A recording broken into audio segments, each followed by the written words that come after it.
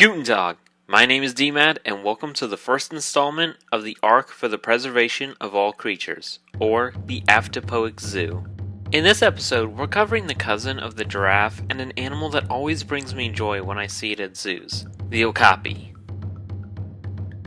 The okapi, or Okapi johnstoni, despite its cow, zebra, antelope hybrid looks, is the only other living member of the Giraffidae family, aside from their cousins, the giraffes themselves. Weighing in anywhere from 440 to 770 pounds, these magnificent creatures can grow up to 5 to 5.5 feet tall at the shoulder. Today, thousands of okapis live in the Democratic Republic of Congo, with numerous individuals in captivity.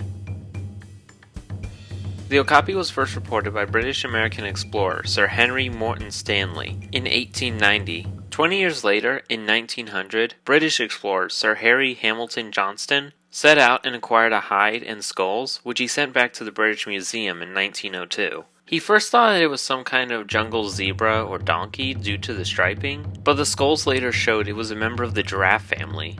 The first zoo to house an okapi was the Antwerp Zoo in Belgium in 1919. They were also the first zoo to successfully breed and raise them in 1928. The first zoo in the United States to house them was the Bronx Zoo in New York, with the Brookfield Zoo in Illinois being the first to breed them in North America in 1958. Furthermore, San Diego began housing them back in 1956. With about 49 okapis born in Antwerp, 70 in San Diego, which is their zoo and safari park combined, and 27 in Brookfield. To this day, all these zoos are among the leading breeders of okapis in the world. Though it wasn't always this way. While okapis are easy to breed, up until the 1950s, roughly 50% of calves died in their first month. However, with more advances in veterinary care and animal husbandry, the mortality rate has gone down greatly.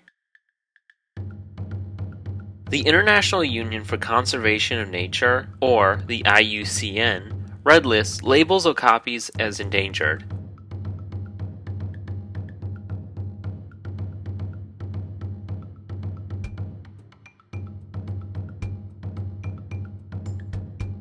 Their main threats are habitat loss through deforestation and hunting for their bushmeat and unique hides. Fortunately for the species, as mentioned, they are easy to breed in captivity. Their captive population is managed by the AZA's Species Survival Plan in the US and the EAZA's European Endangered Species Program in Europe. In addition, zoos in America, Europe, and Japan work with the Okapi Conservation Project in Africa by directly financially supporting them and spreading awareness through their respective zoos. Quick disclaimer before we get to the habitat part of this video, all my information came from sources online and will be credited at the end of this video and in the description below. I am not an official zookeeper and have not worked with okapis personally. I will only be going off the recommended information from publicly available manuals online. If by chance any keepers who have worked with okapis sees this video, I'd love to hear your experience in the comments below. With that out of the way, let's begin. In zoos, the ideal temperature for okapis is 66 to 78 degrees Fahrenheit. For temperatures between 40 and 55 degrees Fahrenheit, they should be given the option of a heated shelter and provided windbreaks. It is strongly recommended that they be kept away from temperatures below 40 degrees Fahrenheit unless the weather is calm. On the other hand, okapis can withstand 110 degree Fahrenheit weather, but they do need cool indoor quarters just in case. It is also recommended that 50 to 60% humidity be given because it is beneficial to minimize sinus problems.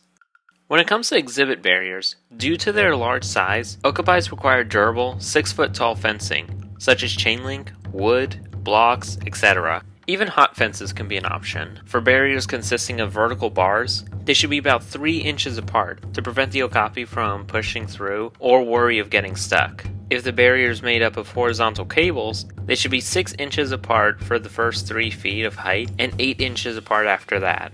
Indoor quarters are needed for night, inclement weather, or lockdown purposes. The inside needs to be temperature controlled to accommodate for weather flux and should be kept at around 62 degrees Fahrenheit, 68 with newborns. In addition, proper ventilation should be provided. According to the 1997 manual, stalls should be 12 by 15 to 12 by 20 feet.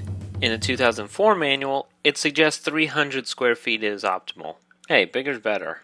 In addition, it is recommended that doors be 4 foot wide. For flooring, okapis require surfaces with traction for their hooves. Rough flooring, such as brushed concrete, is common, but there have been examples of animals getting swollen carpal joints as a result. Rather, it is suggested that decomposed granite or non-slip rubber be used. On top of that, bedding such as pine or cedar shavings or straw should be used as they aid in providing good traction and are easy for cleanup. If newborns are present, fine grade limestone or a thick layer of absorbent bedding also provides good traction. Finally, in their outdoor habitats, commonly traveled paths should be covered in an absorbent material to prevent hoof wear if needed. Also, and I found this kind of funny, the indoor space should be vertical enough to allow for mating. When it comes to their outdoor habitat, like most all zoo animals, it is strongly recommended that their enclosure replicate their native habitat. In other words, make it like a rainforest. Because they live in the dense Congo jungle, okapis are better suited when there are plenty of cover and vegetation. Trees, brush, and other visual barriers help reduce animal stress. It is also suggested that visual barriers outside the habitat be provided in some areas. When male okapis are in the habitat, brush should also be about 2 to 3 feet high, as males scent their brush during the mating season. Furthermore, when the okapi is out, noise should be reduced, and they should have access to an area where they can get away. When it comes to habitat size, for 2 okapi, about 5,400 to 5,500 square feet is recommended. Habitat should be flat or gently sloped. At most, the terrain should not exceed 3 to 1 grade. Canopies and trees can also help the animal get out of the sun. These are especially important for calves, as they are intolerant to extreme heat and sunlight. While not required, misters are also recommended for enrichment and cooling. Other forms of enrichment include special food containers and additional rubbing items, which can also mentally stimulate okapis. Finally, they should also have access to water and foliage. Browse in particular should be provided in any part of the habitat. Speaking of food, okapis, being herbivorous, browse on a variety of vegetation. According to the 2004 manual, the majority of an okapi's diet should consist of alfalfa hay, at least 50%.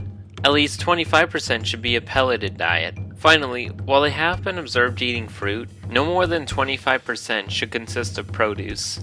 Salt blocks also add more minerals to their diet, but can be addicting to calves, so it is important to use caution.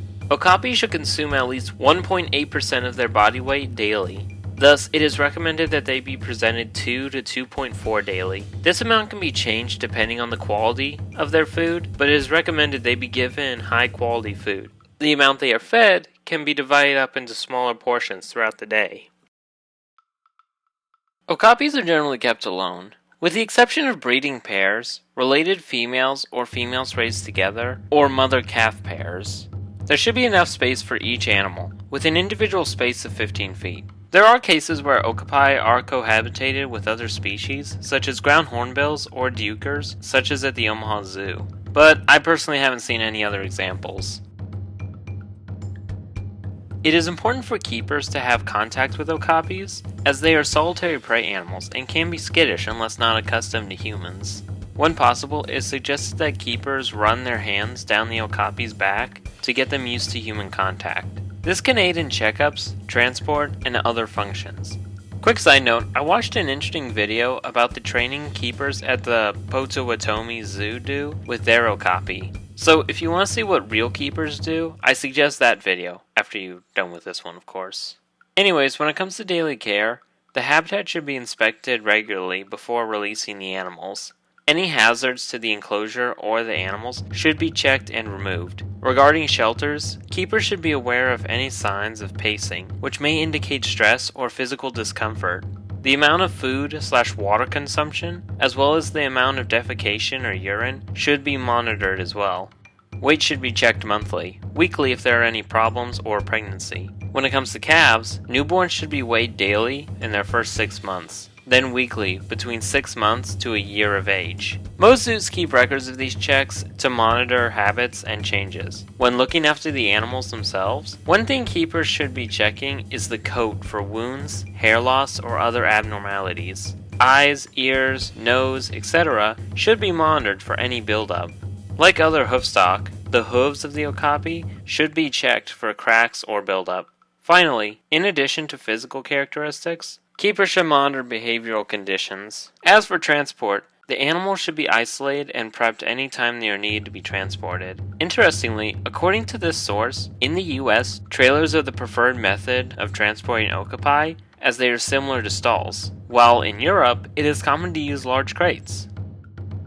Now, let's compare the Planet Zoo stats to those we've gone over. Keep in mind, Frontier worked with real zoos in the research for this game and the animal husbandry. Now, according to the game's Zoopedia, the okapi require 1,081 square meters for a single individual, and if you bump that number up, you get 1,206 square meters for a pair. Converting those values into square feet, you get 11,635 and 12,981 square feet respectively. This is more than double the size of the 54 to 500 square feet recommended in the manuals. But like I said, bigger is better. Also, real quick, side note. After doing my research and becoming more familiar with okapi husbandry, I went back and edited the habitat to make it more accurate to the information.